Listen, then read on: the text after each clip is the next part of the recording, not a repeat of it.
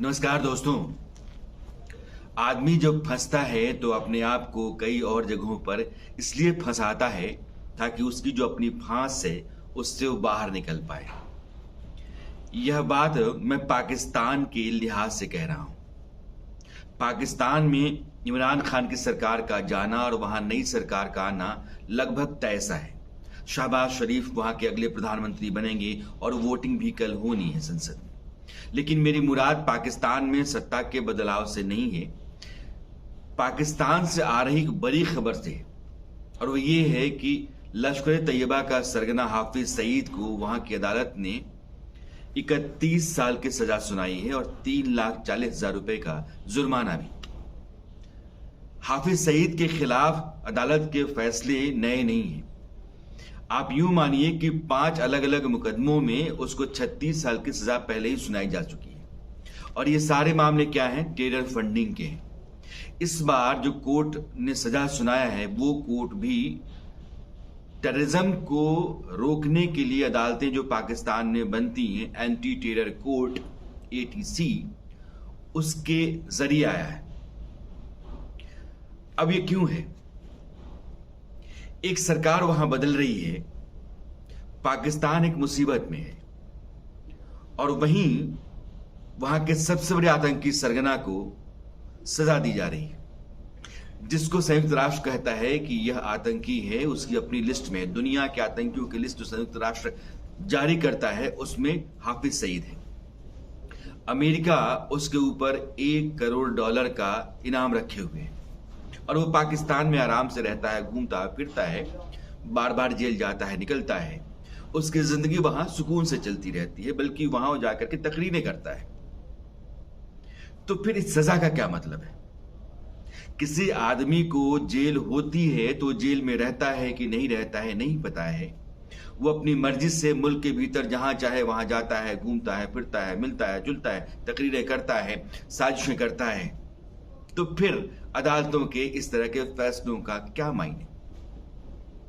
वो इसलिए है कि इमरान खान की सरकार जो अब जाने को है, उसके दौरान पाकिस्तान पर इतना कर्जा हो गया है कि पाकिस्तान के हर आदमी के ऊपर 2,35,000 रुपए का बकाया है दूसरे देशों का, जो कर्ज लोन है। $70 अरब का कर्ज पाकिस्तान के ऊपर आज की तारीख में है, बल्कि अगर मैं सही कहूं तो $90 अरब। और इसमें से $18 यानी कि 20% जो कर्ज है वो चीन का दिया हुआ है, चीन की तरफ से है, जिसमें कोई मुरव्वत नहीं होती है, कोई रियायत नहीं होती है। और चीन जो CPC पाकिस्तान में बना रहा है उसके ऊपर उसने खर्चा किया है। नतीजा ये है कि ग्वादर पोर्ट पर उसका बड़ा कब्जा है। और आने वाले समय में आप पाकिस्तान के भीतर देखेंगे कि जो हाल श्रीलंका में हुआ है चीन के चलते, वही हालत पाकिस्तान की होगी चीन के चलते। पैसा दे करके और दूसरे देशों को अपने कब्जे में लाने की जो नीति चीन की है, शी जिनपिंग की, वहां के राष्ट्रपति की, उसके शिकार दुनिया के 42 देश आज की तारीख में है। पाकिस्तान अगला हो सकता है। लेकिन पाकिस्तान के ऊपर जो कर्ज है उससे बाहर निकलने के लिए पाकिस्तान को FATF से बाहर आना होगा। FATF, financial action task force, ये एक ऐसी संस्था है जो सर्टिफिकेट देती है कि हाँ, इस देश को जो दुनिया की संस्थाएं कर्ज देती हैं या बैंक, वो लोन दे सकते हैं, दूसरे देश उसको मदद दे सकते हैं, सहायता दे सकते हैं, लोन दे सकते हैं। लेकिन FATF की ग्रे लिस्ट में पाकिस्तान पिछले 4 साल से, इमरान खान जब से वहां आए तब से वो FATF की ग्रे लिस्ट में है। और जब तक आप ग्रे लिस्ट में हैं तब तक आपको कहीं से कोई मदद मिलेगी नहीं। IMF हो, वर्ल्ड बैंक हो या दूसरे कोई देश हो, क्योंकि आपकी हालत लोन चुकाने की है नहीं। इस FATF से बाहर निकलने का रास्ता क्या है? रास्ता यह है कि FATF किन बातों को कंसीडर करता है, उसकी नजर में क्या है। नजर में यही है कि आतंक विरोधी गतिविधियों में या आतंक को रोकने में वह देश कितना सक्रिय है, और आतंक को पनाह देने में, उसको पैसे देने में, उसको पालने पोसने में, आतंकवादियों को हर तरीके का औजार देने में, हथियार देने में वह देश कैसा है। इस लिहाज से पाकिस्तान लगातार खराब रहा है और ग्रे लिस्ट में रहा है। ग्रे लिस्ट से बाहर आने के लिए ऐसे ही फैसलों की जरूरत पाकिस्तान को है कि आप लश्कर तैयबा के चीफ को, हाफिज सईद को जेल करें, उसको 3.5 लाख रुपए का जुर्माना करें, फिर कल मसूद अजहर को पकड़े, कहें कि भाई आपको भी जेल होनी है। तो इस तरीके से दुनिया के जो खूंखार आतंकवादी हैं, पाकिस्तान के भीतर रहते हैं, संयुक्त राष्ट्र की लिस्ट में है आतंकवादियों की, उनके खिलाफ कार्रवाई करता हुआ पाकिस्तान दिखे, ताकि जो नई निजामत वहां आएगी, जो नई सरकार आएगी, उस सरकार के लिए दुनिया के देशों से या वर्ल्ड बैंक, IMF से, जो ऐसी संस्थाएं हैं, उनसे लोन लेने और अपने मुल्क की हालत बेहतर करने की गुंजाइश बन पाए।